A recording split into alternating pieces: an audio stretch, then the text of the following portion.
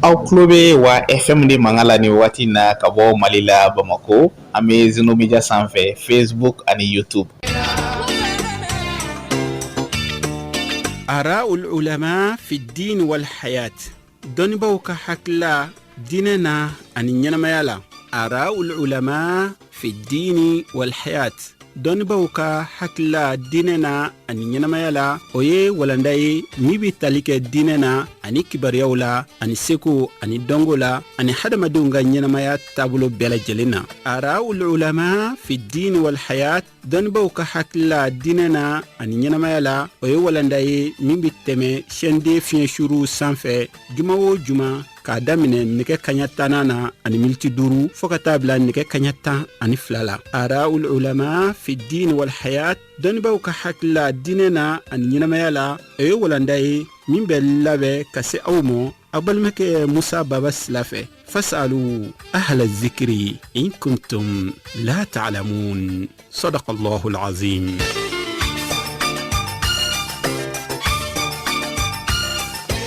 أعوذ بالله من الشيطان الرجيم بسم الله الرحمن الرحيم الحمد لله رب العالمين والصلاة والسلام على أشرف الخلق سيدنا محمد وعلى آله وأصحابه وأتباعهم بإحسان إلى يوم لا ينفع مال ولا بنون إلا من أتى الله بقلب سليم. والسلام عليكم ورحمة الله تعالى وبركاته.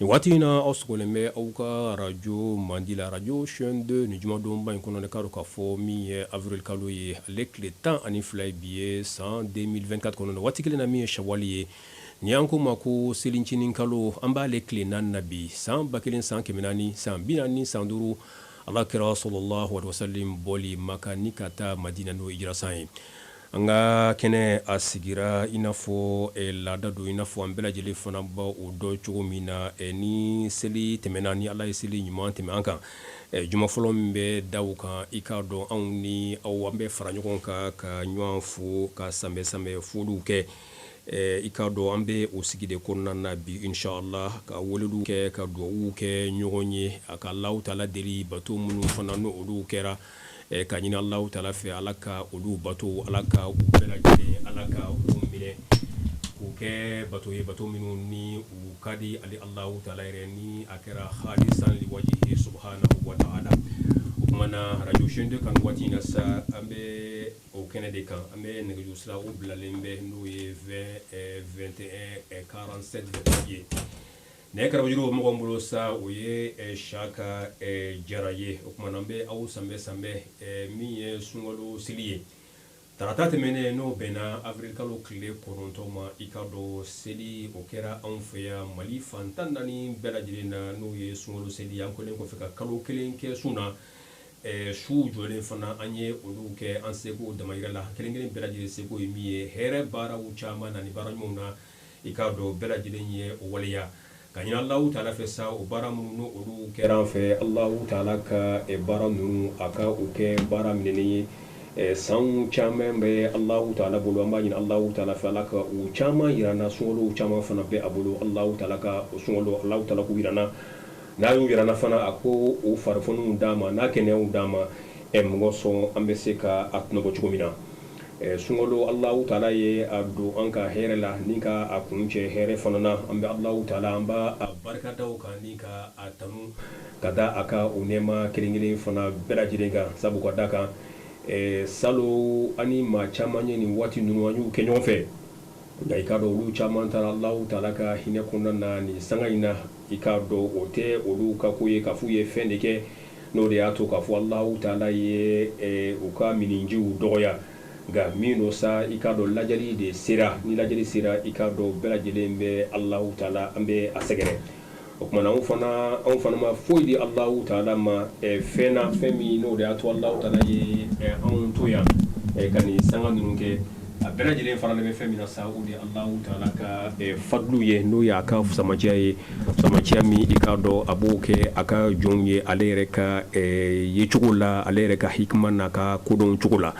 o kuma nambe Allah taala be afoni ka barkada ina fo ya fo cogo mina ne ke sala be bla awye aka welelu kama ninka donke Allah taala kalon aya nyuman tema ana cogo mina a caman be Allah taala bula ko uyirana ka ya fo fona ka olu nyini ka ɲɔgɔn fɛ ko ɲini Allahu taala fana fɛ Ala ka yafa ma kelen fana bɛɛ lajɛlen fana ye terrain ko minnu kɛ ɲɔgɔn na ka yafa ɲini an kelen bɛɛ lajɛlen fɛ bɛɛ lajɛlen fana ka yafa ka boloda yafa in fana a ka kɛ a bɔra da la ni ka se i ka dɔn walima a bɔra dusukun na ka na da la o kuma o de yafa hakika yafa min ni o bɛ ɲini o kuma na an ka nɛgɛjuru sira bilalen bɛ n'o ye 20 21 47 29 20 ni kelen 47 mugan ani kɔnɔntɔn mugan ni kelen 47 ani mugan ani kɔnɔntɔn o kumana nin ye radio chaîne 2 ka nɛgɛjuru sira ye min n'o o bilalen bɛ aw ye bi juma fɔlɔ in na sunkalo seli in kɔfɛ mɔgɔ sɔn an bɛ se ka a ɲɔgɔn fo ni ka sanbɛ foliw kɛ ɲɔgɔn ye inshallah Chaka Jara. Assalamu alaikum. Balmar Samo. Assalamu alaikum. Alaikum assalam Musa. Somɔgɔw bɛ Mayiga. Oui, ka kɛnɛ. Somɔgɔw bɛ. Baasi foyi tɛ yen. Alhamdulillah. Ala ka juma hɛrɛ d'an ma, Ala ka juma caman ba Ala yira ko na. Ala ko dɔ minɛ. Ala ka hinɛ la, Ala ka fama, yafa tigi tɛ yen, hinɛ tigi tɛ yen, n'Ala tɛ. O ye tiɲɛ Ala ko dɔ minɛ. Ala ka Ala yɛrɛ kama k'a kɛ an kuntigi sallallahu alaihi wasallam Ala ko dɔ minɛ. An bɔra seli min na a ye bato min kɛ, Ala k'u munna ye. N'i ka baara minɛna Ala fɛ, a ka ca Ala fɛ Ala bɛ hinɛ la, a bɛ yafa. Donc Ala kan ka bato bɛɛ minɛ. Ala k'o dɔ minɛ, Ala k'o dɔ minɛ. Ka nafilaw ka bɛɛ Ala k'o minɛ. Ala k'o dɔ minɛ, Ala k'o dɔ minɛ. Ala ka seli caman ba yira na. Ami. Ala ka lafiya kɛ an dusukun na, ka lafiya kɛ an ka jamana la. Ami. Ka lafiya kɛ Mali ani Islami jamana fɛ, diɲɛ yɛrɛ kɔnɔna la. Ami. U ko n'i ka du sumalen de don. Sigiɲɔgɔn du ma suma. O ma ɲa. O ye tiɲɛ ye. Donc an bɛ silamɛya kalifa Ala la, n'an bɛ diɲɛ yɛrɛ kalifa Ala la, Ala min tɛ kalifa tiɲɛ. An bɛ Mali kalifa Ala la, an b'an yɛrɛ kalifa Ala la. Inshallah. Ala ka kalifa ni minɛ. Ami. An bɛ Ala deli hali bi. An bɛ segin k'a deli. A ka sɔn hakili sigi, basigi ni lafiya la. Hakili sigi, basigi ni lafiya la. Ni lafiya tɛ yen, foyi tɛ yen. An bɔra sunkaloba nin la. Awɔ. An ye Laylatul Kadiri ɲini a la. Siga t'a la. Ala ka dɔn garisɛgɛ la. Ami. An bɛna don san kura min na, Ala ka kɛ si ni kɛnɛ, hakili sigi, basigi. Ami. An bɛna don samiya min na, Ala ka kɛ barika samiya ye, Ala ka kɛ hɛrɛ samiya ye. Ami. Ala ka kisi a tɔɔrɔ ma, Ala ka kisi a bana ma. Ami. I Mayiga. Nba. Foli diyara n ye. Muso Hawa Tarawele ni ne de Alassane ni Zeyna Mayiga ye. Ani ne kelen buramuso Fanta Tarawele a filɛ nin Fajigi la. Bɛɛ lajɛlen tulo b'i la inshallah. Ala ka hinɛ taabaaw la. Ami. An minnu tɔɔra Ala ka laban ko ɲuman. Ami. A diyara n ye. I ni baraji. Salamu alaikum warahmatullahi Mayiga. Alaikum assalam warahmatullahi ta'ala wabarakatuh. An balima silamɛw a bɛɛ lajɛlen ka folikan bɛ nin kɔnɔna na i n'a fɔ Mayiga bɔra ka dugawu minnu kɛ Ala ka bɛɛ lajɛlen jaabi a ye dugawu kɛ a yɛrɛ ye a ka denbaya ye surtout a y'a kɛ jamana in ye ka tila k'a kɛ diɲɛ jamana bɛɛ lajɛlen sabu ko e ka du lafiyalen don n'i sigiɲɔgɔn ka du lafiyalen tɛ i k'a dɔn k'o ye lafiya min tɔ ka jɛ don. Ale Nabila Ibrahima n'i y'a ye magan kɛra nin yɔrɔ in ye nin waati in na ka kɛ ni lahɔrɔma yɔrɔ belebele in ye ka kɛ hɛrɛ dugu ni barika dugu ani kɔrɔta ni kunkɔrɔta caman dugu ye wallahi duwawu de ye a boloda sabu ka da kan Ibrahima ye duwawu kɛ Allahumma aw rabbi ij'al hadal balada aminan k'a fɔ ko Allahu taala ne b'a ɲini fɛ Ala i ka nin dugu i ka a kɛ dugu ye dugu min ni basigi bɛ a kɔnɔna na dugu min i ka dɔn ni hakilisigi bɛ a kɔnɔna na Nabila Ibrahima a ka o duwawu jaabira magan ye i n'a fɔ a ye duwawu caman kɛ u ye garisɛgɛ ko kibaruw la Allahu taala y'olu bɛɛ lajɛlen jaabi n'i taara jamana ninnu kan ni sanga ninnu na wallahi i bɛ fɛn sɔrɔ ye fɛn min n'i t'a sɔrɔ peut-être diɲɛ yɔrɔ si la fɛn minnu n'olu bɛ fara ɲɔgɔn kan waati kelen i k'a dɔn k'a sɔrɔ a sɛnɛw yɛrɛ tɛ kɛ yen nɔ i k'a dɔn i b'o bɛɛ lajɛlen sɔrɔ dugu in kɔnɔna na foyi ma soma ni ni kiraba in ka duwawu tɛ nabila ibrahima ye magan kɛ haramuba ye o cogo kelen na alakira sallallahu alaihi wasallam ale fana ye duwawu belebele kɛ madina fana ye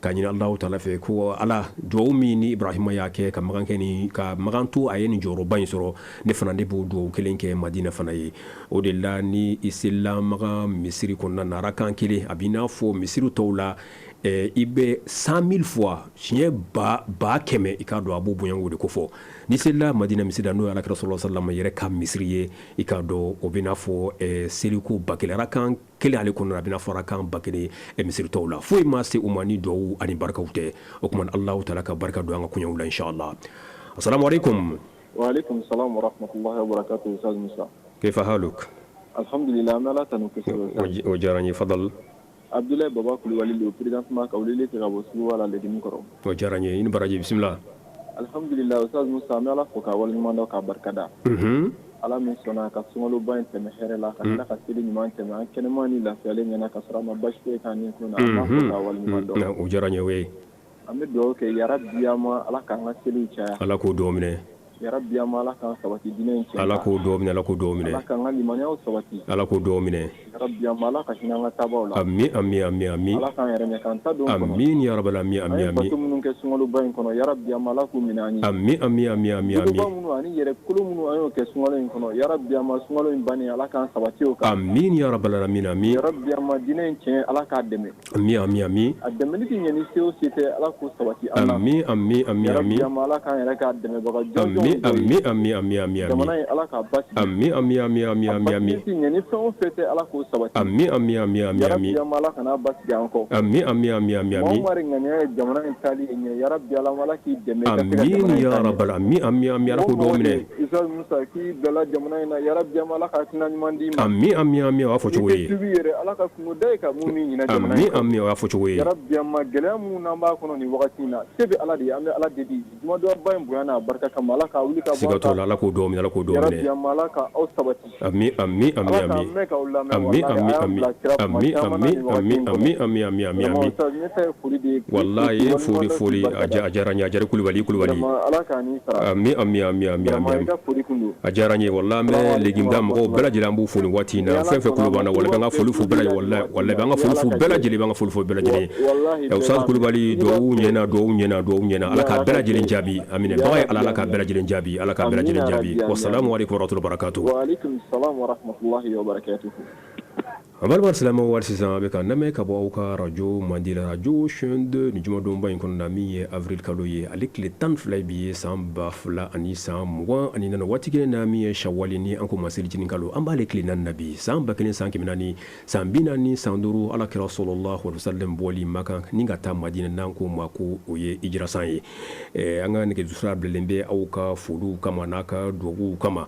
n'o ye 20 21 47 29 assalamu alaikum wa alaikum salam Musa Baba somɔgɔw bɛ baasi la n bɛ ala tanu kosɛbɛ bisimila n b'a Saliya Kane do ka bɔ Bangani Filabugu la i kan ni somɔgɔw bɛ baasi denbaya ka kɛnɛ baasi alhamdulillah bisimila ala ka san wɛrɛ jira an na ala k'o dɔw minɛ ala k'an ka jurumu yafa ala k'o dɔw minɛ ala ka hinɛ an ka taabɔ bɛɛ ami ala k'o dɔw minɛ yan ka fitina ala k'an nɔgɔya ami ala k'o dɔw ala minɛ k'an yuɲɛ k'an da don kɔnɔ ami ala k'o dɔw minɛ ya rabbi ala ka jamana basi ami ala k'o dɔw minɛ jamana bi kuma cogo o cogo ala k'a suma amin ya rabbal ala k'o dɔw minɛ maa b'a fɔ jamana ka suma ya rabbi ala ka hɛrɛ k'an bɛɛ amin ya rabbal ala k'o dɔw minɛ maa b'a fɔ jamana kalaya ya rabbi an ka dugawu to ya rabbi ma ala ka hakili ɲuman d'u ma ami ala k'o dɔw ala minɛ k'u ɲinɛ jamana in kɔ ami ya rabbi ala k'an kanu don ɲɔgɔn na ami Musa Baba an bɛ baara kɛ ɲɔgɔn bɛɛ fo a diyara n ye k'a kɛ arajo Mali la ka n'a bila chaîne 2 la Musa Baba an ye suguru kunna an y'a bɛɛ lajɛlen lamɛn wallahi a diyara n i ye ye karamɔgɔ bɔ invité u nana silamɛw da dɔnniya ala k'a k'i ye baraji ye ami ala ka n'an sifa baraji kɔ ami ala k'u ye dugawu minnu ka Mali ye ala k'a bɛɛ lajɛlen amin ya rabbal alamin ala k'a ami kɛ an ka jamana n'a silamɛ jamana bɛɛ lajɛlen ami dugawu kɛbaa y'an ye amina ba ye ala ye ala k'a bɛɛ lajɛlen ami dugawu k'an n'a silamɛ bɛɛ lajɛlen ala ka sankɔrɔta jira an na ami ala ka ɲɔgɔn mɛn ɲɔgɔn na ami hali bi ala k'an kanu don ɲɔgɔn na ala ka jamana basigi ami ala bonya barika sɔn ami ala b'an bonya barika sɔn ami Maka ni Madina bonya ami ami ami ami ami ami ami ami ami ami ami ami ami salimala ko domne ikane wallahi ya fara an ya fara min somim al qulub wallahi andu sukuna ya fara ma ya fara anniversaire la ñi vraiment jarani trop wala ka jala ya ka jala ani ye photo ruta a jarani ala ka jala ami ami ami ami ami tende ala ka amme khalame ami ami ami ami ami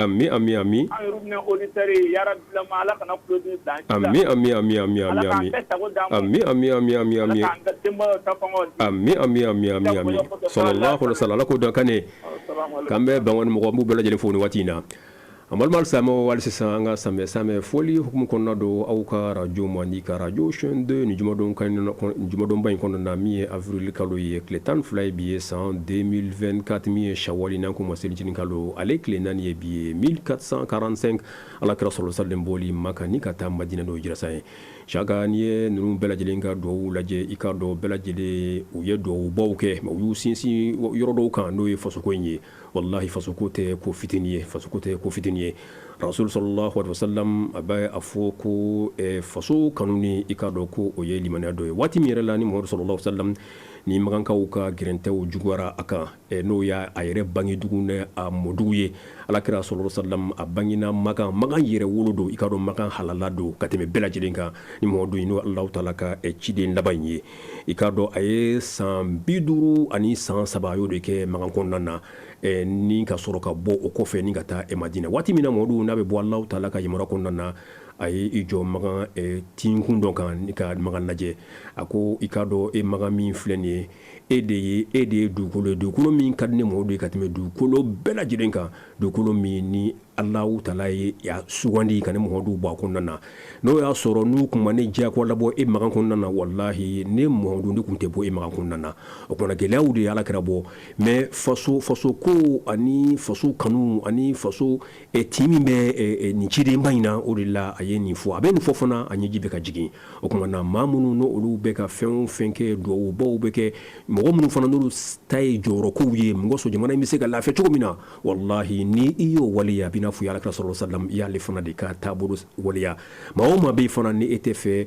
ika jamana faso aka basigi fitna de be akin lo ka jamana ko nana wallahi ma foti la mo te faso nyimoye sabu ko daga sallallahu alaihi wasallam atali madina sigi fana na ni allah taala se fana di ama ni asigina kana magano ya refaso yi alakira sallallahu alaihi wasallam ay fensu bela jilinke mo so absegna do maganka ko surprend bela jilim se ga jon wala fo mo so kele kana ke juli kana bon sabu ale fadugu ko do a bangi dugu do a modugu do ye modu ka joro ya assalamu alaikum warahmatullah assalamu alaikum warahmatullahi wa alaikum salam so be ame do ke bi jumay alaka nga jumawta ala ko domine émission ba bella me jaranye alaka yere shini kenan da ban kudma dani ma ala ko domine bela jide ala ko domine we furi ke balmo yen do ko di me marsay mbafu alaka ka kalu chaya ami ana ke to araba bulu bale kala ka san chama iranu ala ko domine ami manga dukono mo be fu pakadaji jaranye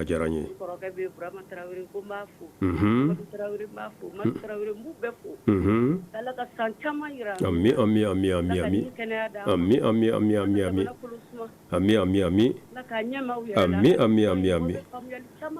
wallahi jaranye ala ka ke baraji sababa ala ka nyame ami ala ka famani fanta nyama ami bram to fene fu ameta sila bram ni mo kom so fu franci ami sal ma kebe franci temo ko tarawri bela jile inshallah ala ku be ka saun chai ami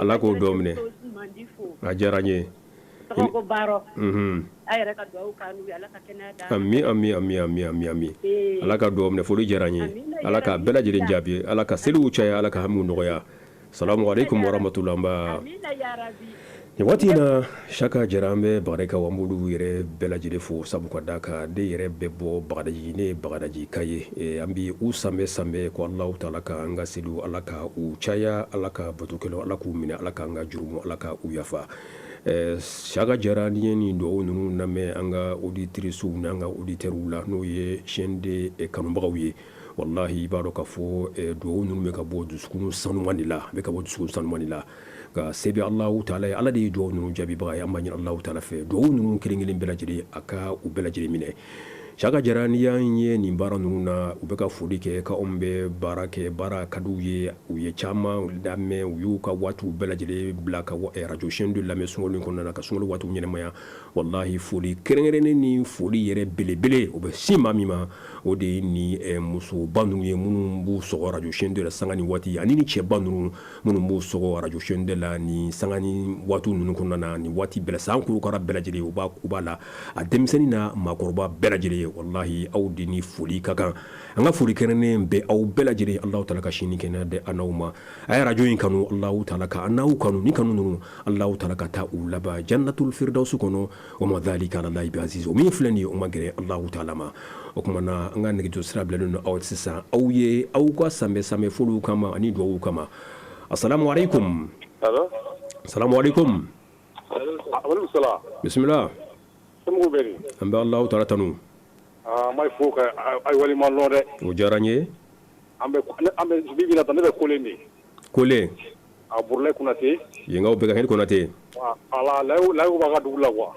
may fuka wali man do e ga fole ko ma ala a jaranye vraiment ika para ta bolo kay kuju Allahu akbar e kan ba pare ne redi ha wallahi la kan be kanu ika wajuli ta bolo kay kuju a jaranye alibi jamna ni ala ga sangota ami nani ala ga kisa masubai ma ami ala ga so si ala ga ila kanda ami ala ga ambo ga nyamari ko konna le la ami wa sigatala ala kunga tele la lo na be suma le la o che ala ko ila kanda de ami alibi ala ga san chama ala ga ira kan ma ami ala ga gade man kama ami ngolo ni ala ga mo chama ya kan ami pato kale ko do ne do jabi ko do sigatala kalu san konza la kalu nyonta ya kalu sila wallahi o che wala albi ala ka antemene ami ala ga gade mo ndama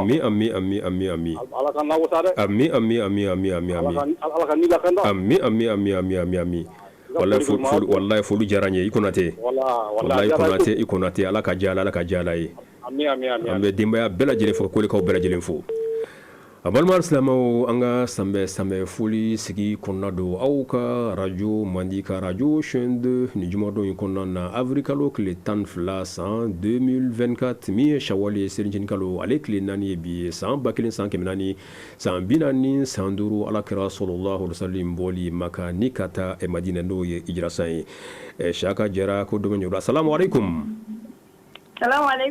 wa alaikum assalam wa rahmatullahi wa barakatuh Zalu sa babasila. Somo be. Tarasula. Alhamdulillah. Abe sambe polike. Bismillah. Madame Traoré do penejek ka bo jikoron kura. Bismillah. Mission de barakala be popolo. Ajaranye. Ka malian bela jirin poka foroga. Ajaranye. Ka sankura hera ala ka da jirin. Ami. Ala ka amina ondo ya. Ami. Ala ka katiko fon. Ami. Ala ka nga jamana basi. Amin ya rabbal alamin. Ala ka mo ko bamunu jamana sungolo ko na mi jawu ku. Inshallah ajaranye. Ame do ku we wala na munu ko yara gala kan bela jirin na fala wala. Ami. Ala bana bagato ala ka kene adanu. Ami. Ala sanu ku ala ku dairo ne ba. Amin ya rabbal alamin. Ami. Ala ka nyana mai ne kan yere. Ami. Ala tumara to wala ku kisi tuna gere ma. Amin ya rabbal alamin. Ami. Ala kalando wala ka demen kanu. Ami. Ala kala to fana ala ku min kisi. Ami. Bila ala ku dairo ne ba. Ami. Ala ka nyana sai tele malibi. Ami ala ko domine. Ayera iga bara iga bla sega iga na bla bana. Ami. Aya ko polisi na ala ka kile. Ajara ni baraji. Mbalo aslama wambe anga auditrice nanga auditeur wambulu bela jele fu ikado ka fu anga ngezusa nyiye ngezusa kile ni ambado ka fu chamambe ka alanyini ka fu bedo gele au bisika surala ambo haket nyunke ma kele ngele bela jele fe samɛ foli an tɛ sɛgɛn an tɛ ɲinɛ i k'a dɔn ninnu fana bɛɛ lajɛlen de ye an ka diinɛ in ɲɛ charme ye Allahu taala ye seli minnu di an ma i k'a dɔn seli ninnu kɔnɔna na a kɛlen bɛ ka yafaw bondaw k'olu dayɛlɛ ale Allahu taala yɛrɛ ale bɛ yafa an bɛɛ lajɛlen ma Ala ka ko man gɛlɛn o n'i seginni kɔ dɔrɔn ka tuubi ɲuman kɛ ale Allahu taala kelen bɛ kɛ i kɔnɔ i kana ale sɛgɛrɛ mɔgɔ sɔn ale ka se ka yafa k'i ma c'est pour cela même hadis kursi la a bɛ o fɔ ko n'o y'a sɔrɔ aw adamadenw ko aw tɛ jurumu kɛ a bɛ tila ka segin ka tuubi ka jurumu ninnu bila ka tuubi ɲini Allahu taala ka segin na ni Allahu taala ma ko ni Allahu taala kun na aw bɔ yen ka na ni maa wɛrɛ ko a remplacer ni olu ye minnu bɛ jurumu kɛ o bɛ tila k'u ɲɛsin ni Allahu taala ka yafa ɲini ne fɛ ka segin ne ma o kuma na Allahu taala daga yɛlɛlen waati bɛ la kan kɔnɔ assalamu alaikum wa alaikum salam wa rahmatullahi bismillah somɔgɔw bɛ alhamdulillah aha bismillah ami ami ami ami ami ami ami ami ami ami ami ami ami ami ami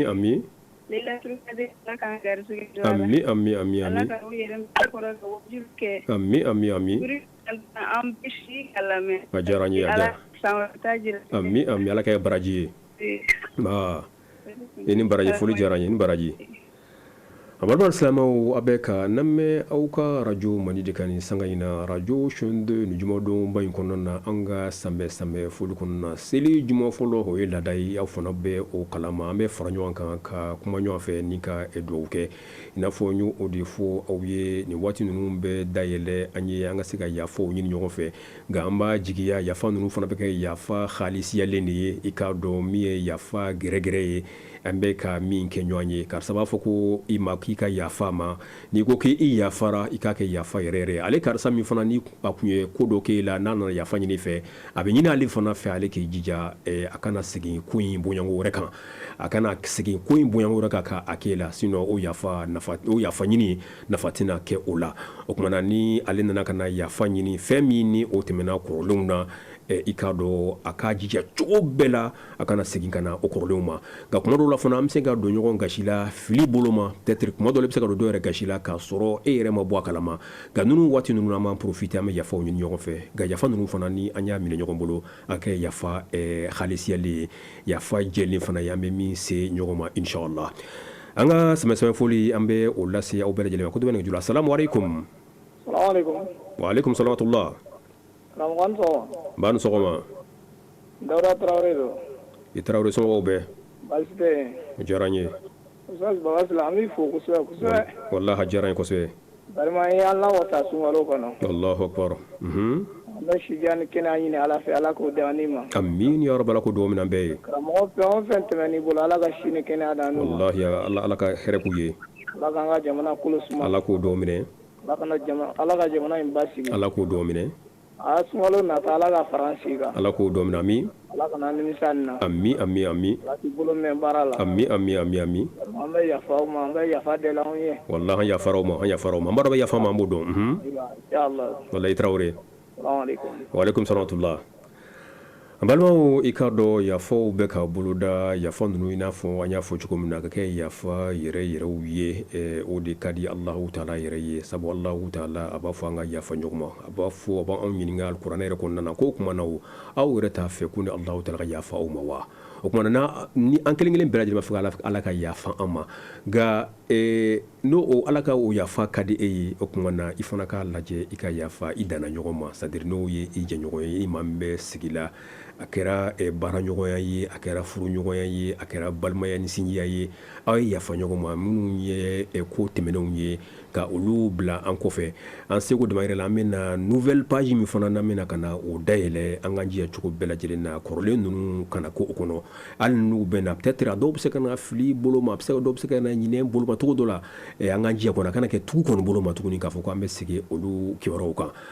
an bɛ an ka foli kɛrɛnkɛrɛn lase aw kelen ni bɛɛ lajɛlen ma salamu alaikum wa alaikum salam wa rahmatullahi bismillah je Madi Sidibe don Filadugu Torolo Chauffeur e Sidibe nba bismillah wa Musa Baba an b'i fo i ka bilasiraliw la a diyara n ye Ala k'an ni sara Ala k'o dugawu minɛ an bɛɛ ye karamɔgɔ fɛn fɛn tɛmɛna I bolo sunkalo in kɔnɔna la an b'u bɛɛ lajɛlen fo wallahi kan ka fo Ala k'u bɛɛ lajɛlen sara ni ɲuman ye amin Ala ka san caman yira an la amin Ala ka san caman yira an ni karamɔgɔ ninnu bɛɛ lajɛlen amin ya rabbal alamin amin a fɛn fɛn tɛmɛna I bolo tiɲɛna an y'a bɛɛ lamɛn nɔgɔ bɛ an tɛ se ka yɔrɔ dɔw faamuya mɛn an b'an timinadiya fo an bɛ faamuya sɔrɔ a la a diyara n ye an b'i n'i ka karamɔgɔ bɛɛ lajɛlen fo wallahi a diyara n ye Ala k'an bɛɛ lajɛlen amin Ala kana an nimisa la amin Ala ka jamana kolo suma amin Ala k'an se juguw la amin Ala jugu ninnu Ala k'u malo an ye amin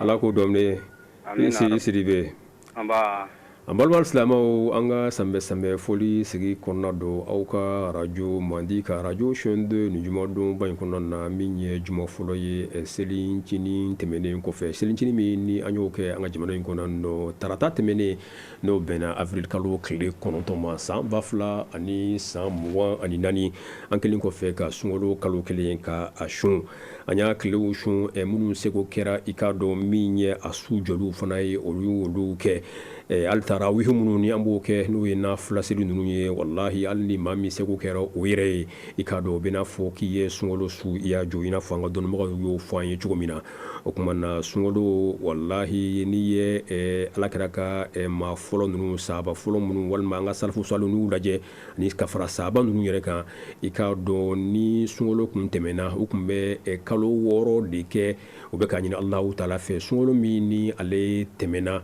ni an bɔra ka tɛmɛ o la sisan u ye baara minnu k'a kɔnɔ u b'a ɲini Alahu taala fɛ Ala ka a bato Ala ka u minɛ baara ɲuman minnu kɛra a kɔnɔ Ala k'u minɛ bato minnu kɛra Ala k'a bɛɛ lajɛlen jaabi 6 mois de k'o la 6 mois tɔ kelen fana I k'a dɔn u b'o kɛ min na sa o de ye k'a fɔ ko Alahu taala a ka sunkalo kura a k'o yira u la hɛrɛ la o kumana an ɲɔgɔn ta in ban sisan Ala ye an don nɔgɔya la ni ka an bɔ nɔgɔya la ɲɔgɔn faamu kɔnɔna na I k'a dɔn ni an taara sariya ka siraw fɛ I k'a dɔn sariya sira la Alahu taala ye an kunnaja ni karamɔgɔba ninnu na ni dɔnnibagaba ninnu na ni alimamiba ninnu na minnu ni u bɛ diinɛ ko faamuya n'olu bɛ an bilasira sanga ani waati I k'a dɔn k'a fɔ an bɛ Alahu taala barika da o kan ni ka a tanu o kan ninnu bɛɛ lajɛlen fadlun min Allah ni Alahu taala ka fusamaciya ye fusamaciya min ni a ye a kɛ malidenw ye o kumana an bɛ Alahu taala an b'a barika dɔw kan an bɛ Alahu taala an b'a fo ka da o kan k'a ladɔnniya halisa nɛgɛjuru sira bilalen don n'o ye 20 21 47 29 21 40 47 20 Saka jara yano sanga cɛ sa an bɛ se ka tɛmɛ ni zikiru dɔ inshallah subhanahu wa ta'ala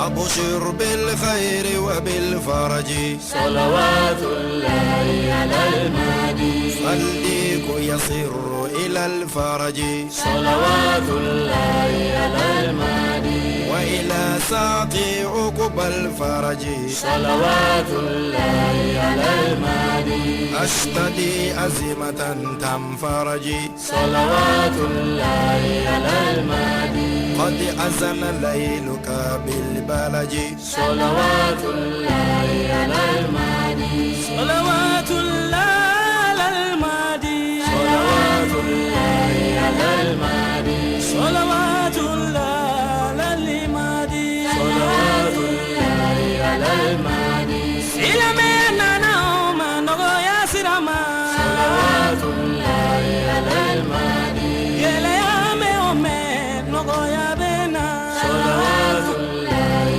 على المهدي محمدنا نوم تار تار لا صلوات الله على المهدي يا سلامي نغيا بنا صلوات الله على المهدي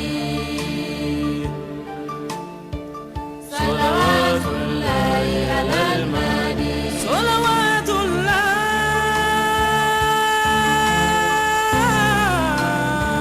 صلوات الله على المهدي صلوات الله على المهدي سلامي جمالو صلوات الله على المهدي صلوات الله على المهدي صلوات الله على المهدي مؤمني جمالو صلوات الله على المهدي أبي كراكا كرا يا دامي salawatullahi alal mahdi salawatullahi alal mahdi salawatullahi alal mahdi Allahumma salli ala sayyidina Muhammadin wa ala ali sayyidina Muhammadin wa sallim tasliman kathira.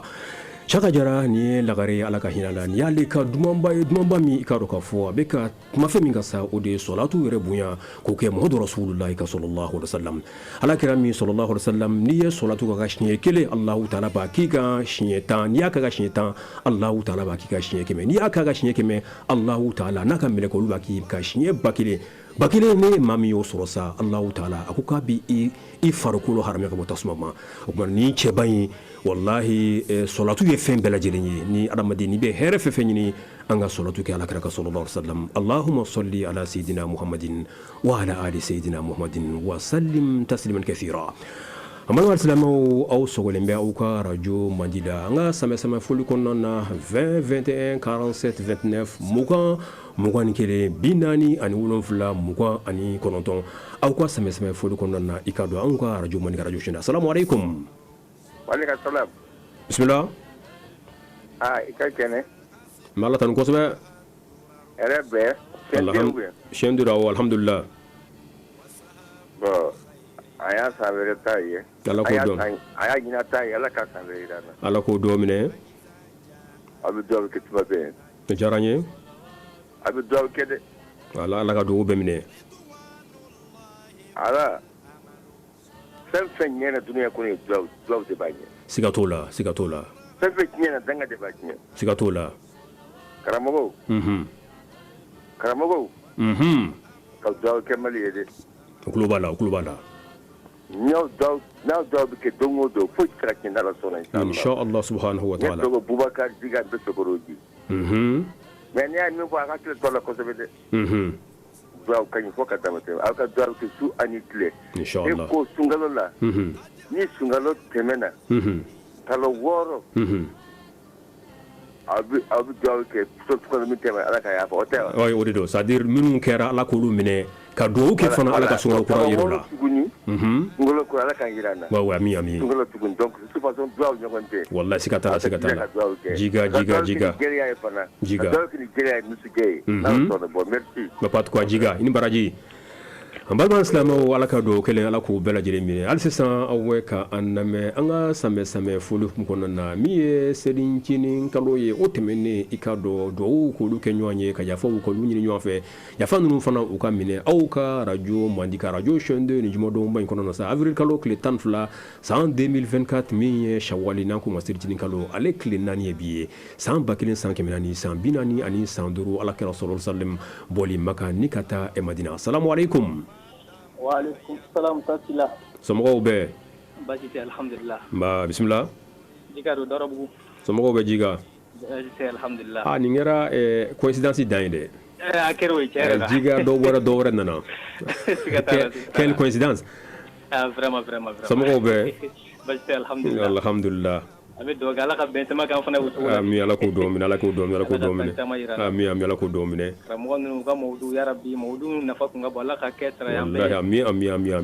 Ani Sulaiman Traoré ka fieton duma ban ya rabbi ala kana ami. Ala ka yire fana kene to encore. Jaranya. Jiga vraiment bi fana foko sebe. Et tu es toujours branché hein. Ba na me wati bela jele na vraiment ala ka hirakani. Daira ni anga auditrice ni auditeur bela jele fem ba na me do ke bela jele fofo kerena inshallah. Jiga. Ami. Ambe dawra ko be fo itola. Ka masa ko olu fo kuchala. Wallahi jaranya. Ko fana be fo ka ma sigi inshallah. Jiga merci bien. Ini baraji. Ambalo salama anga sambe fulu mkono nambe au funi ka au barkada shaga jara ambe anga karamo banduru ambe ulufu inafo auditeur de chama temena kan chuko mina vraiment karamo nu wallahi uni fuli kaka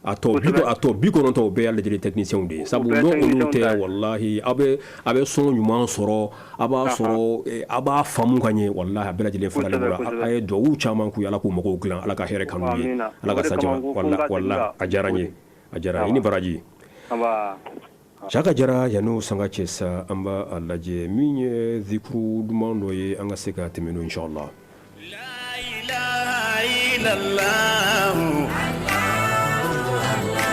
لا إله إلا الله لا إله إلا الله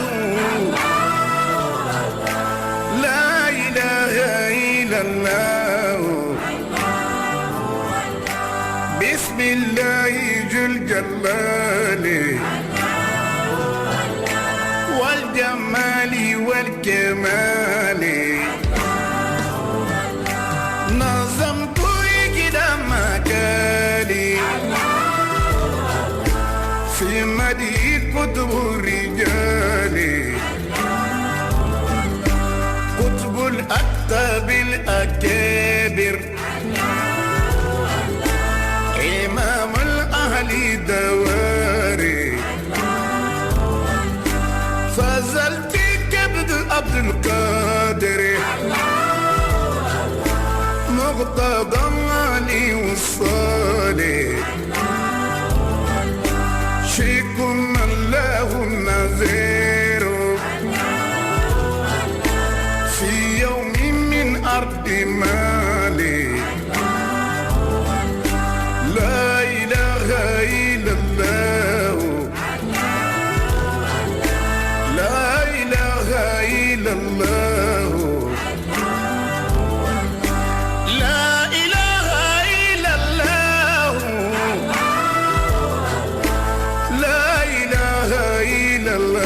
Barma Islamo alaka name kabo ka radio Manika radio shende angwa ni sameseme fulu kono ni kuye Musafo Siribeka dumanye minye Allahu Ta'ala ka bunyawye abeka ufo akono ni minyanga kutubul aqtab ikado abeka kuno lufonaka ka joro la be fulike afana ka dimeko asameseme shaga jaro wati kono nasa fulkene yambo ulase no yanga sameseme fulie ko lase au conseil islamique ikado ka fo no yanga islame tombanyi amanga fuli lase u kelengele belajile manu nyemwaye Ousmane Chérif Madan Haidara Konga fuli baye sambe Allah Ta'ala ka sanjamala ko irana assalamu alaikum ni amora minye anga almunga tomba esa ne ango mako limama ambe u belajile fu atonde kelengele belajile munumbe bureau executif kono na ku belajile ka sambe fuli do na nyema baye anfa ani ankaramgo no ela haja fude SCC are fari mandala Allah Ta'ala lafiya kai anaya assalamu alaikum Waalaikum salam wa rahmatullahi ta'ala wa barakatuh. Bismillah.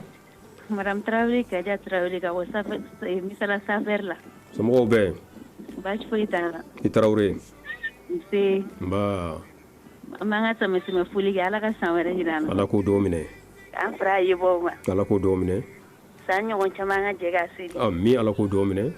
Ala ka hinanya ta bawla ka yafa kuma. Ami mi ala ko domine. Ala ka ne ka saraka bo. Ami ala ko domine. Ala ka yirenya ka ngadu. Ami ala ko domine. Ami dugo ka nga jamana fintigu wi. Wala jaranye. Ala ka kisi jugu to. Ami. Ami fuli ke yere yandi yetele la andi magan no foka ke ko misomo ya banche so. Allahu akbar Allahu akbar. Juma ndiga emission lambi. Ko farda jambanya ala na di mako nyaay. Inshallah jaranye. In ni braja ala ka ambe son sijani Ami. La ko domine Traoré. Si.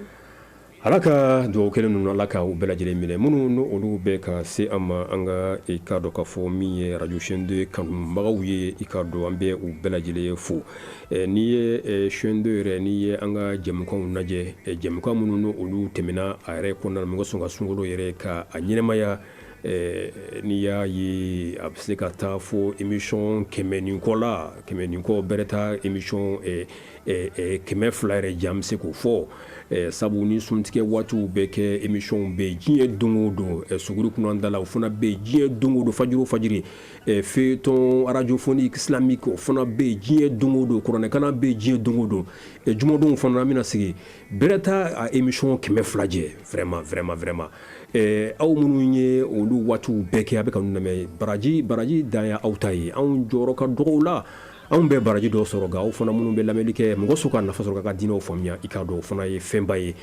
assalamu alaikum waaleykum salaam wa rahmatulahi sila nba somɔgɔw bɛɛ nba kɔni b'a tɛ ala kɔni an bɛ ala tanu alihamudulilayi sila nba ala k'an ka sanw caya ala k'o dɔw minɛ ala ka batukɛliw ala k'o dɔw minɛ ala k'an jurumu yafa ami ala k'o dɔw minɛ fitina yɛrɛ min ye diɲɛ kɔnɔ in sila ala ka cɛ bɛɛ ni kanbɛ ala k'o dun ami ala ka ban pewu ka bɔ amin ya rabbal alamin amin ala k'an latan kɛrɛnkɛrɛnnenya an ka jamana ala k'a kɔrɔ ami ala k'a kɔrɔsi ala k'a kɔrɔ ami fɛn bɛɛ la ala k'a kɔrɔ ami an b'a ye sila ba diyara n ye wa sila n'a ma kɛ i bɛ hakɛ to ha ne yɛrɛ terikɛ ko k'a mako bɛ i ka limon na quoi est-ce que a bɛ se k'a di ou bien an b'a sɔrɔ cogo di bon fɛn ni mɔgɔ tɛ ka weleli kɛ i b'a a lajɛ fɛn kɔnɔ technicien b'a d'i ma inshallah awɔ ni baraji assalamu alaikum warahmatullah ba foli diyara n ye kosɛbɛ ni baraji an balima alisilamɛw Alahu taala ka hɛrɛ k'an ye ala ka sunkalo caman ala ka o yira n na i n'a fɔ an y'o fɔ cogo min na an ka sigi ninnu kɔnɔna na wajuliba minnu n'olu tɛmɛna sunkalo in wallahi n'i ye san yɛrɛ kurukara lajɛ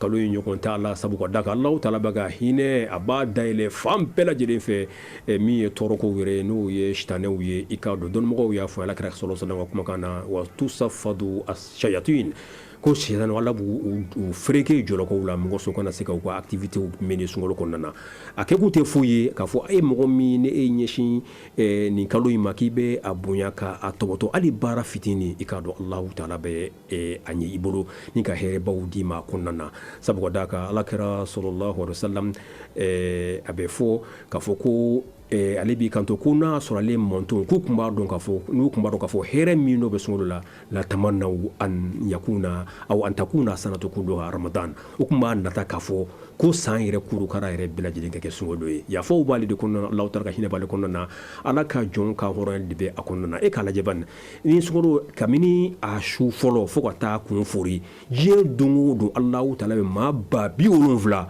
a b'olu de kan hɔrɔnya ka bɔ tasuma la maa ba 70 il faut regarder maa ba 70 bon sunkalo bɛ taa kun cɛ waati min na nombre min n'o sɔrɔ o kɔnɔ ka taa sunkalo premier jour la fo ka na se 29 walima 30 jours ma i k'a dɔn nombre min sɔrɔ o kɔnɔ a bɛ tila k'o nombre k'o multiplier o ɲɔgɔnna wɛrɛ la ko maaw k'olu kan hɔrɔnya vraiment Alahu taala ka an niyɔrɔ kɛ ninnu na ala k'an niyɔrɔ kɛ ninnu na an bɛ Alahu taala deli bato minnu kɛra a kɔnɔ baara ɲuman minnu kɛra a kɔnɔ jɔli minnu kɛra a kɔnɔ n'o y'a su ɲɛnɛmayeli ye Alahu taala k'a bɛɛ lajɛlen jaabi an ye kutubi su min fana an y'o ɲini a tile 10 laban na n'o y'a su 10 laban ye an b'a ɲini Alahu taala fɛ a tɛmɛna dɛ nka an b'a ɲini Alahu taala fɛ an ka bɛn a ma an ye batobaw kɛ waati min fana i n'a fɔ rasul sallallahu alaihi wasallam ale fana tun b'a cɛsiri o kɔnɔna na Alahu taala ka an n'a bɛn ɲɔgɔn ma ka baraju ka o kɛ an ye kutubisiw ye kutubisiw min i k'a dɔn dɔnnimɔgɔw y'a yira n na k'a fɔ komi Alahu taala yɛrɛ fɔ cogo min na khayrun min alfi shahr k'ale ka fisa hɛrɛ ka bon ka tɛmɛ kalo 1000 kan kalo 1000 o bɛ t'i jɔ fo san 80 ani san 3 ani kalo 4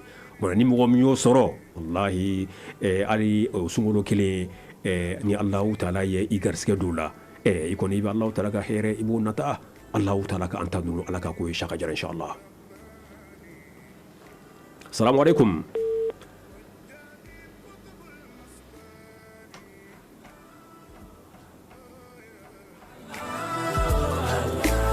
والمغرمات الجوالي وارصد كل الماء التاني ومنه كل المعاني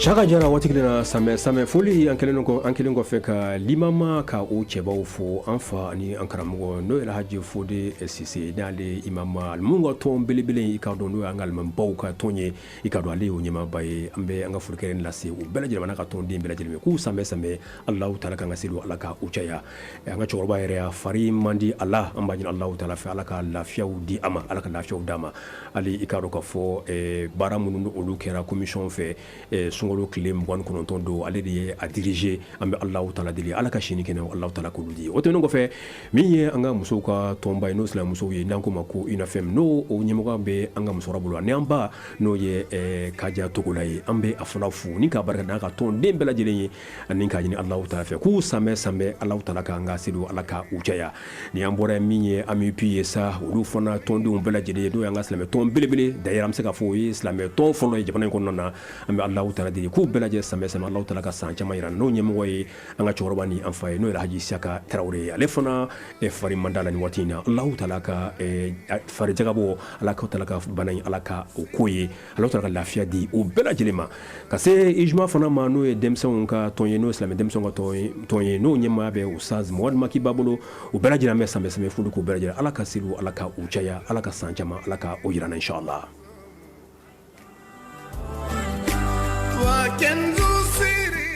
Assalamu alaikum. Wa alaikum assalam. Bismillah. Musa bo silante. Somɔgɔw bɛɛ. Basita mala tan wɛrɛ don. Ko jara mala tan kosɛbɛ. Basita la. Alhamdulillah.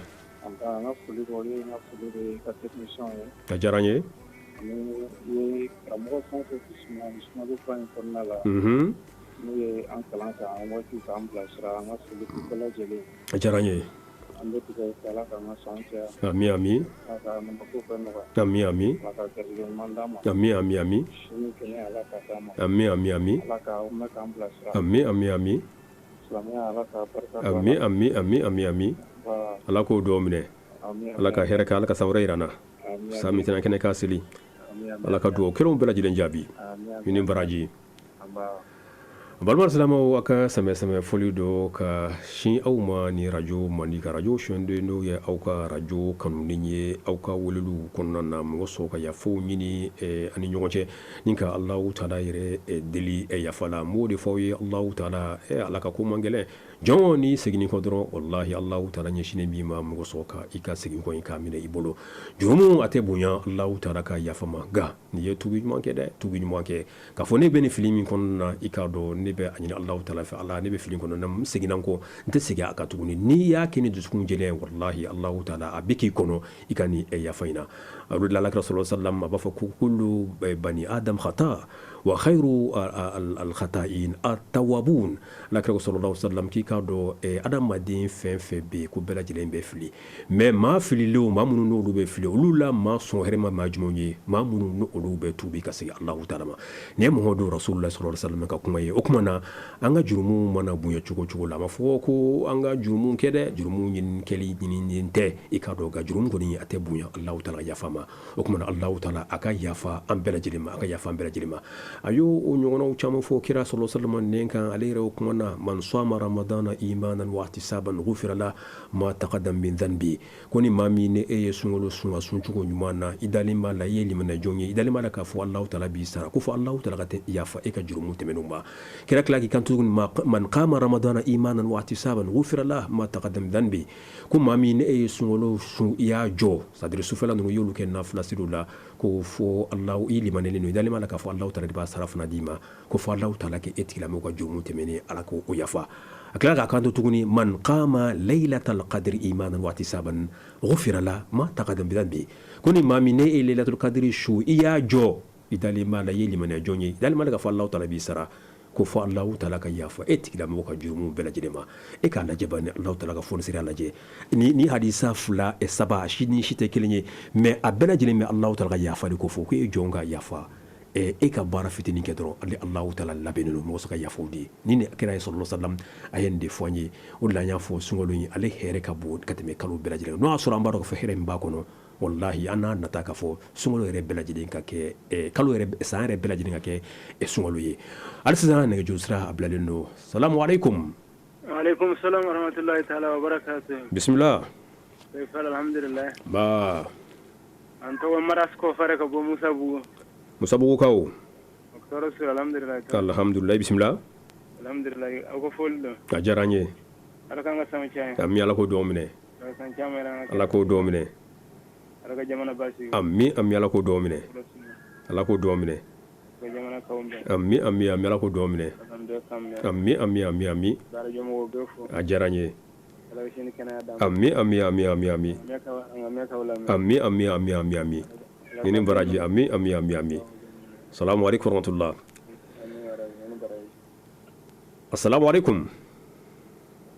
assalamu alaikum shaka jara ninga juruma sabati ina fo anyo de fo chuko mina anye jamuka mununi anyo lamme radio chaîne de ka ni wati nuna nuwe kalu ban kunna ye no yusungo do ikado atedese ikado jamuka kemef la bunyangola. La même chose dans la radio nationale fonaka ikado kamini 21h watila ikado wajulu kene obesigi ni wajulu kene infana ni jie dongo do shu ikado wajulu kene besigi 21h watila fotable 21h30 là ouais 21h30 fona table 22h là fait to radio foniki be ina fonyo fachi gom dokba ke Ousmane ga hayatu ko anu ya kanyene maye ni imam Suleiman Yusuf Traoré ni alekumbe an lamewla e shuwo shu sungale ko na radio nationale ka ni yeso na fela fona laje 6h15 wala 6h au 6h10 watila émission fona be o fona na ngoso jie dundu sogoma fana ngoso ka olu waleya juma o fana na ikado juma 15h watila jemukan be fana no anga dine masara fana ye bona nie nunu fana bela jile naje nunu fana ye wati munu ni o nyene mayara radio national ba fana ka bere fana tu fana je émission keme flabonyola amunu ye aka watu bela jile mbla be ka nunu na me ka fara mi hadisi iftaru ye nunu bela jile nye femba. Assalamu alaikum. Waalaikum salam. Bismillah. Kan ni dilla ka kuma me amma basa. Bubakar jigare do sokoroji. Awa smo be. Wallahi ba fo alhamdulillah. Ma bismillah. Ni an fo polo. Ni ka drawke. Mali bi daw de festival. Mali be daw no festival ko sabe abi daw ne go daw abi ni ala ta bi ni awde fe. Aw karamugo nunu. Ala to aw bado adwer to be na aw bado aka daw ko sabe de. Nete karamugo ide karamugo kon club ida. 5 kera ka teme. Sento mat dola aka jugu ni santayo. Oche. No te bala amadani sawa ya damina men. Oche. Mali kono ya ya moma mo goti to publique kana ab publique dinye kono mais a tete do de atemede do ke now do kera dron adinye ba anga do ke anga ya fa nyogomba ya famba an kana mugo si juguya an be bakle an be malide donc faut ka faut dongo do la radio be ka famu do biano ata don de abe min kera atado aba ke dura atakala donc now ba dongo do alhamdulillah kilen bisa ka ne ka kuma mine inshallah aka do ke dongo do aka do de bagné mais jige fanaga ni rebo do le fanaga do ke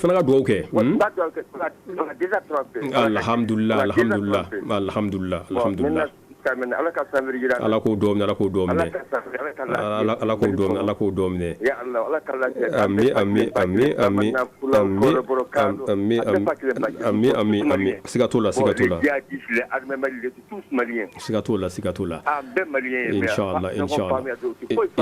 inshallah pas quoi bonne journée assalamu alaykum wa rahmatullah. Ambalo aslamau inafo amboraka mami na mesa ikado ayi do kokuma ayi isinsi aka kamini shenfolo nya do fulana abeka sameseme fulike abeka isinsi do winka ako karamogo ganere ya ablasra doni ngo karamogo dronte do kebaye mao mabe ni islameye ambela jidin kanka do wuke ma shite mimbe Allah taala ka jabidi soro ala droni be udon i kɛra cɛ i kɛra muso ye almuhim n'i kɛra silamɛ kɔni ye i ka seliw kɔfɛ i ka duwawu kɛ a ka ca la Alahu taala bɛ duwawu waba minɛ da min na ale Alahu taala ale de bɛ o dɔn sabu Mamadu yɛrɛ ko aduwawu silahul mumin ko croyant ale ka kɛlɛminɛ tɛ foyi ye fo n'a kɛra duwawu ye a ko aduwawu mukhul ibada ko n'i ye bato in yɛrɛ lajɛ sa ko bato yɛrɛ sɛmɛ i ka dɔn k'o de ye duwawu ye Caga yɛrɛ nin kɔnɔna sa an ka foli kɛrɛnnen an bɛ o lase Malado Sangare ale fana ye chaîne 2 kanubaga ba dɔ ye i ka dɔn ni ale bɛ Bako Jikoro ni ACI la an ka foli kɛrɛnnen bɛ a ye ko a sanbɛ sanbɛ Alahu taala k'an ka seliw Ala ka u caya Usa Suleman Diba ni ale fana n'a ka dimaya bɛ Turukɔrɔbu an bɛ a fana sanbɛ sanbɛ Alahu taala ka san caman Ala ka o yira an na yɛrɛ fari fana man d'a la nin waati in na Alahu taala ka lafiyaw di min y'an ka karamɔgɔbaw ye an tɛ sɛgɛn an tɛ ɲinɛ minnu n'olu de farala an kan que ça soit kɛra radio chaîne 2 kɛra radio nationale ba ye télévision nationale i k'a dɔn n'u farala an kan mɔgɔ sɔn an bɛ se ka nin waatiba ninnu ɲɛnabɔ cogo min na an b'u bɛɛ lajɛlen fo ni ka u barikada Alahu taala ka hɛrɛ kɛ an n'u ye Alahu taala ka jamana in Ala ka a ko dɔ suma san caman bɛ Alahu taala bolo Ala ka o da ni silamɛw bɛɛ lajɛlen ma Chaka Jara. Assalamu alaikum. Assalamu alaikum.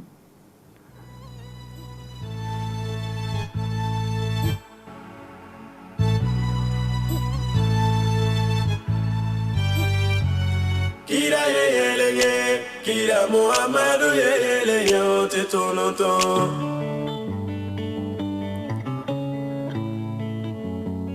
Kira yelenge, Kira Muhammadu yelenge, o te tonoto.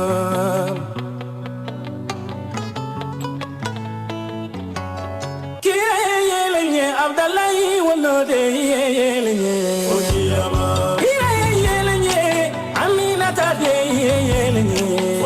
Muhammadu yelenye, Ureshilu mwade yelenye.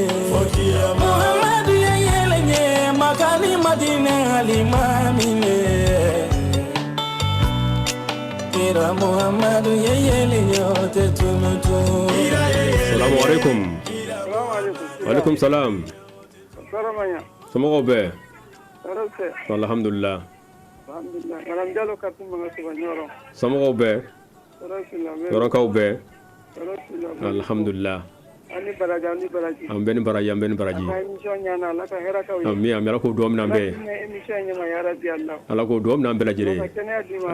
Ami ami ami ami ami. Ami ami ami ami ami ami ami ami. Wa diyara n ye wala diyara n ye.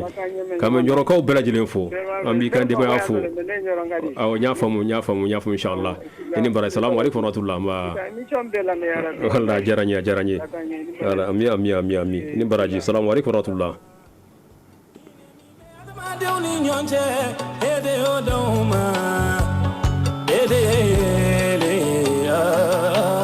Muhammadu yomada.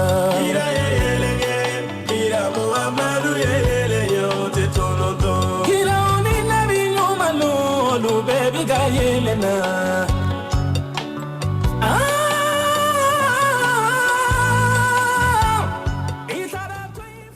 Assalamu alaikum. Wa alaikum salam. Mbaa somɔgɔw bɛɛ. Tɔɔrɔ t'u la. Alhamdulillah. Parce n bɛ latanu kosɛbɛ. o diyara ye kosɛbɛ. ala ka san caman yɛrɛ kɛnɛ la. ala k'o duwawu minɛ. ala ka denmisɛnnin la o man di na. ala k'o duwawu minɛ. ala ka mali ja. ami ami ami ami. ala ka fasoba in ala ka kulusiba. ami ami ami ami. ala ka hinɛ an ka tɔw la. ami ami ami ami ami. ala ka silamɛya ji. ami ami ami. ala k'o duwawu minɛ. ala k'an duwawu kɛnɛ bɛɛ lajɛlen minɛ. o de bɛ silamɛya diya ne kojugu. ko fɛn fila de bɛ yen. o de bɛ diinɛ in tɔ jɛlen kuma bɛɛ. o ye jumɛn ye. kuranɛkala. sila lamɛnni. Usman ka zikiru lamɛnni. Allahu akbar. Zikiru Usman. Allahu akbar. Ale ka a ka kira fasa dɔ bɛ yen. don dɔ la ne y'a invité ka na chaîne 2 la yan nɔ. Wallahi ne sigilen kasira de. A bɛ se kojugu. Non c'est à dire vraiment kira fana dantɛ kira fana na dant'a la. Wallahi ne ale y'a fɔ, i b'a fɔ k'i ka a bɔ san ka jɔ i yɛrɛ ɲɛ se ka ɲɛ la. Allahu akbar. Ala ka baraji d'a ma, ala ka baraji d'a ma, ala ka baraji d'a ma. Ini baraji. Assalamu alaikum warahmatullahi. Wa alaikum salam.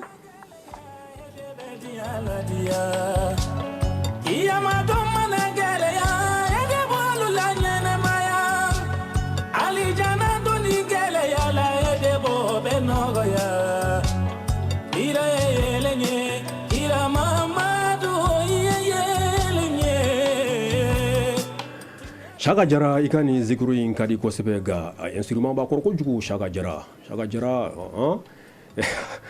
alaka anso here chamana bala aslamo avec anname ka bawka radio manika radio shende ni jumodo mbay kono ko same fulu kono na minye ikado selincini mini ambora ko ke trata temenina mali fontan nani bela jirena jumo folo seri nunu kofe ikado ambe nyokon fo ni ka ya fo nyini nyokon fe ka Allah taala funa ya fa ka unyini Allah taala ta mangele nga on yere damani nyokon che ikado odi ko yere nga ya fa nyokon ma ya fa gere la balma unu ñogon ci nga yafa ñogoma sinji ma unu ñogon ci nga yafa ñogoma furu ñogon ci nga yafa bara dawla nga yafa ñogoma o kuma na no o kera ambe Allah taala ka yafa bilibili ambe osura kada ambe la jire Allah taala ka yafa masabu ni angu Allah ni aka yafa ma nale yafara ma anyere bajiga ka fo ko bare bo ko fe no ye ni ro bilibili soroli o kuma na ngoso o yafa ka taqiqu o kuma no la fo ambe la jire ka yafa ñogoma fana ni wati nunu kono inshallah.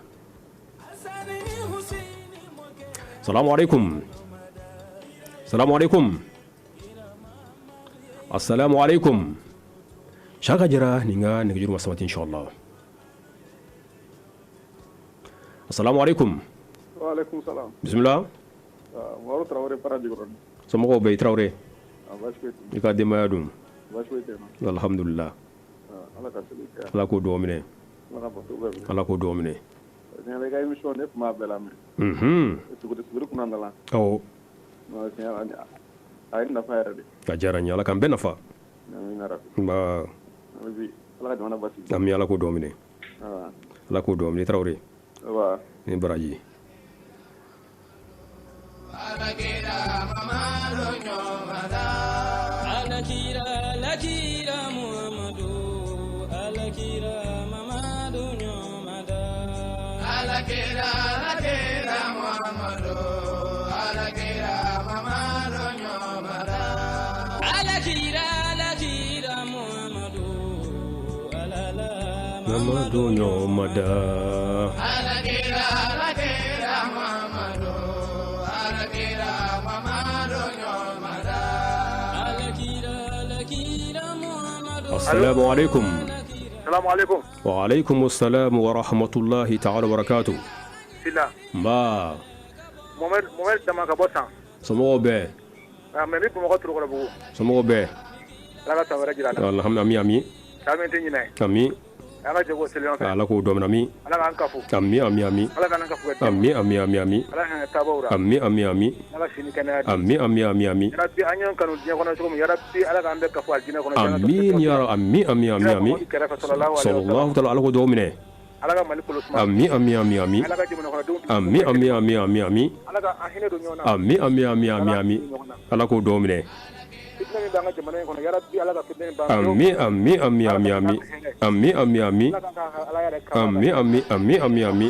Ala ko do mine.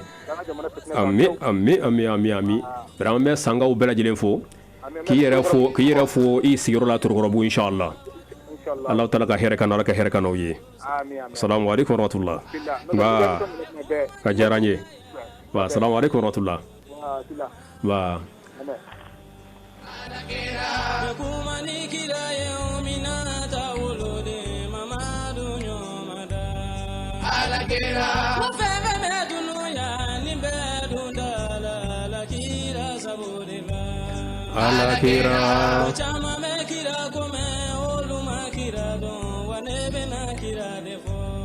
Alakira.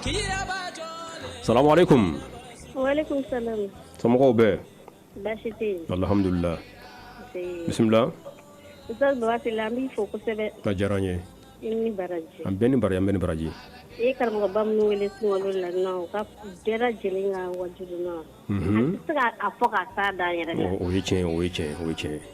Suguru kuna era ko na wala me dum na ko ni no iba ko shudo te manaka an manga sumtu ya kata ko. Allahu akbar. vraiment bi fola kiblo mi ka barala ami vraiment ika émission animé ci wa kay foka fa ajaranye pour que émission la sera animé faut que animateur ka sera ka abuka kam animé ka do vraiment ibi ka barado ajaranye ikala ne ko jugo ajaranye ambi fu ko jugo ajaranye Allah kiblo mi ka barala ami assalamu alaikum wala ko domne ayin lamu alka ake barajaw bela jeli inshallah wa assalamu alaikum wa rahmatullah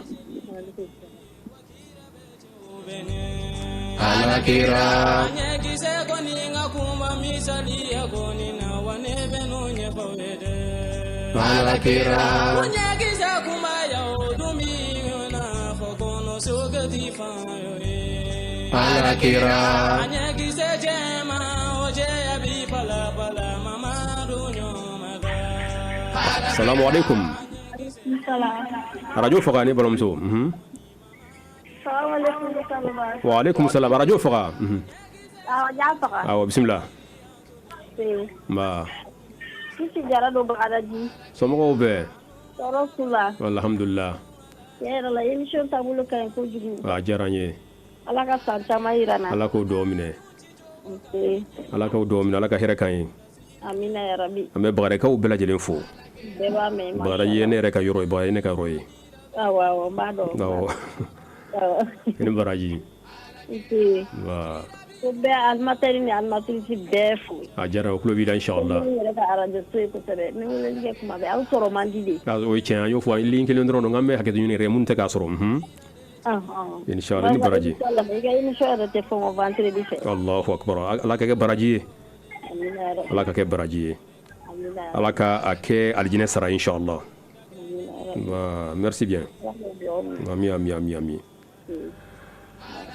ambalmal salamo walsisa beka name kabo auka radio mandika radio shonde anga samesme ful kunna minye juma fulo seli kofe ikado ka fo ambe ofsigi kunna ka auka e ful kan ka ulame ka ga yafinu ka ulame ni allah ta'ala sona ni alay juma wore yira anna ambe anga je concours ni ambo obuluda radio shonde ka no ye suguri kunna dalay a question dili ni alay juma wore yira na mina question di juma nata bidinillah c'est-à-dire question ni olu kan ka émission bedi émission munun konnana ni question munun kan ka bo olu konnana juma min be do ka sano juma nata ku nyogonye inshallah am soroka nyingali nunu buluda ninga soroka jabi di bigidnillah peut-être dans 2 semaines semaine prochaine na am émission di nyingali bo émission munun konnana après no fana bana ni allah taala sona juma me do ka am soroka je concours nyere fana buluda no ye ka question di ka ikaro ka jabi ko lumna bulo bigidnillah ni ku fana minda awma ni sikona inshallah. Assalamu alaikum. Waalaikum salam. Somgo be. Darase. Alhamdulillah. Bismillah. Bemba ya ubedi. Alhamdulillah. Umu fofana do lafiya bugo madam Keita. Somgo be. Baso to alhamdulillah. Keita ifofana. Nse. Ba. Raka samara iraula. Allah ko domine. Au sambe. Ami. Titigi yalla. Ami. Patri yalla. Ami. Ami. Balmatri yalla tan ko chama angaje ka. Amin ya rabbal alamin amin. Alhamdulillah rabbil alamin. Nina sungalo ko ne to barkala irede. Mo chama e courage soro awfe. Wallahi jaranye. Mo chama e courage soro. Jaranye. Alka dan so ma na fe baronu numa. Awo. Yo courage do mo gola. Jaranye. Ka do fo ka do sito. Allahu akbar. Ya rabbi Allah ka bulu ma. Amin. Kana bla banay. Amin. Kana bla desay. Amin ya rabbi. Amin. Allah ka hereke jamana. Amin. Allah ka duninda jamana jugu ko. Amin ya rabbal alamin. Komen bu fara jamana la. Amin. Kena maya munu be koso. Ya rabbi ama Allah ka hereke ambela jele. Amin. Amin sallallahu alaihi wasallam. Allah ko kira koso. Sallallahu alaihi wasallam. Kira kama. Sallallahu alaihi wasallam. Allah ko domi. Bela jele mine ani la mesto nan tan wal tawni jamana islam jamana bela jele. Amin. Ya rabbi ama Allah ka menina. Amin. Assalamu alaikum wa rahmatullahi. Wa alaikum assalam wa rahmatullahi wa barakatuh. Watina ambe la febu ko bela jele. Allo. Bismillah. Allo. Okay.